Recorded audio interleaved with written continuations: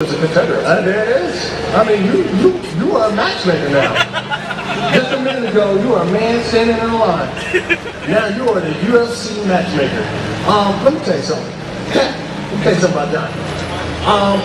What I would do to Jon is I would take him down. Okay? Jon thinks he's a wrestler. He's not a wrestler. He's a guy who knows how to wrestle, kind of sort of. Alright? I'll take Jon down. Okay? Let me tell you something about a boy. Okay? This boy had a dream. He wanted to be a national champion for one of the best collegiate wrestling colleges in the United States, okay? Grew up his whole life, got there, wrestled all 5 years of college, got a national championship. Jon Jones, he doesn't have one. Okay? He doesn't have one. Thank you for asking. I do. But when I get my chance to put my hands on Jon Jones, I'm going to take him down. Thank you for asking. Would you mind doing a stare down with me? I'll stare down with you? Alright. But I got to tell you something, man. A man holding an umbrella is just not dangerous looking, so it's not going to look dangerous. Alright? Turn off. Any right here, guarantee you.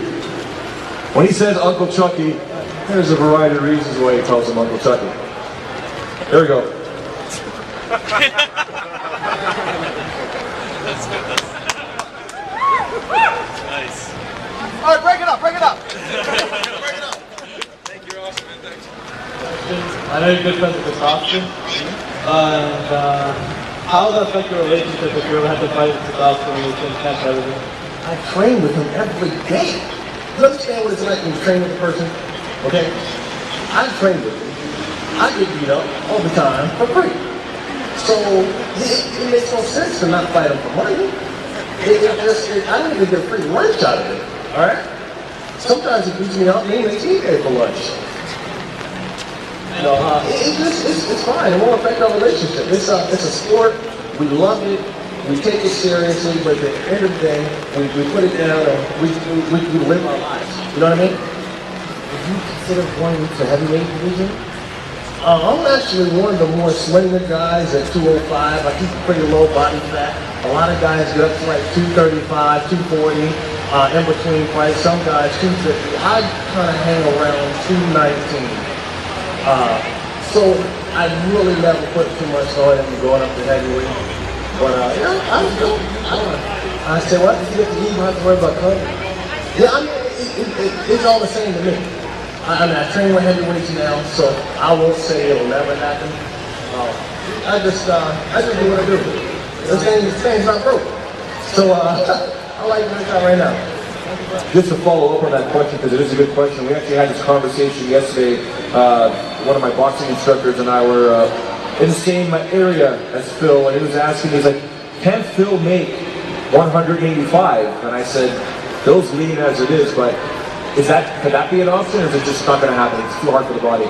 Yeah, my body fat at 217 is, I'm already pretty lean. I don't get really big. A lot of guys walk around at 217 and fight at 185, but they are not lean at 217. I'm already pretty lean, and when I get down to 205, I'm pretty ready.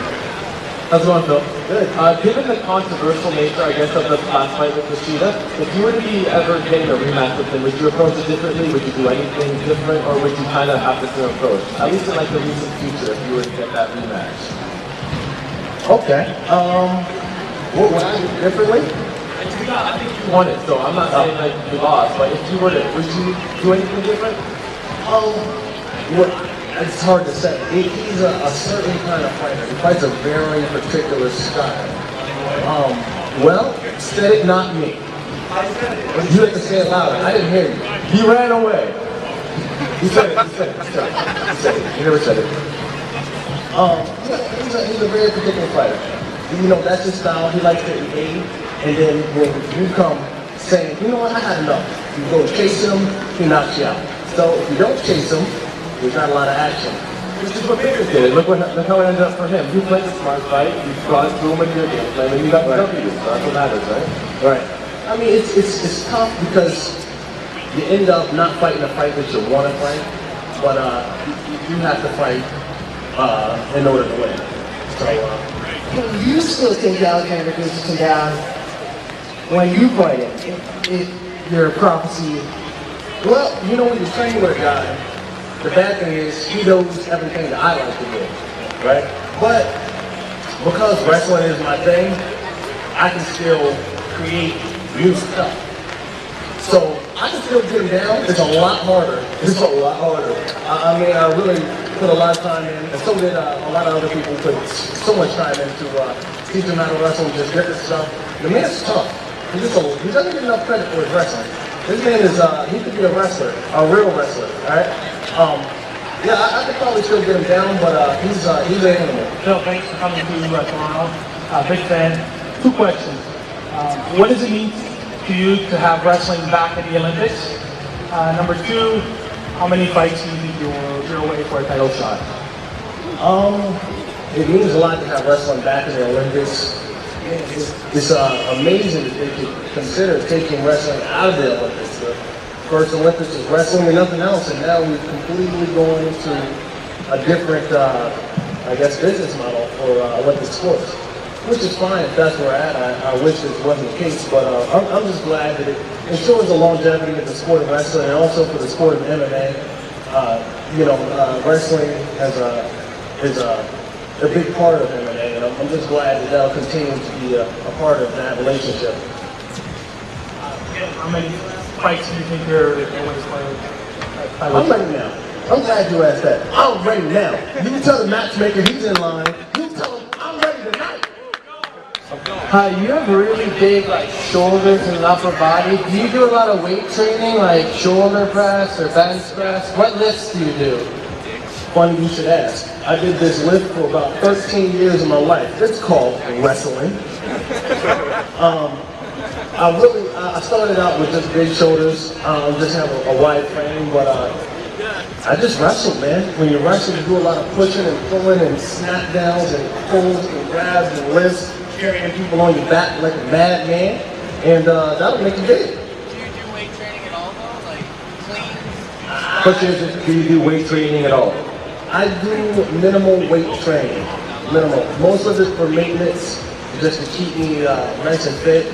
I don't want to get too bulky, but you do want to maintain and make sure you prevent injuries. So that's what I do most of my weight training for. But, thank you. You're already pretty big. I guess you don't have to. Yeah, no, you don't want to get any bigger. Once you get some shoulders like this, all you do now is try to maintain them. You don't want to get any bigger. You know what it's like going to the airport with these shoulders? They think you're hiding things. Okay? All right, too short. For those that don't know, I actually had the honor and pleasure of meeting Phil's dad, Joe Davis, who's standing right there to the left, our left, your right. Give a round of applause. What I want to know before we can step off the stage is, who's wittier, you or Pops? Oh, man, he's good. He is good. He is good. It's not until we get together that I realize I get what I got from him. He's a man that started it all. And we thank you, Mr. Davis. Thank you very much. Ladies and gentlemen, Mr. Wonderful, Phil Davis. Thank you, sir.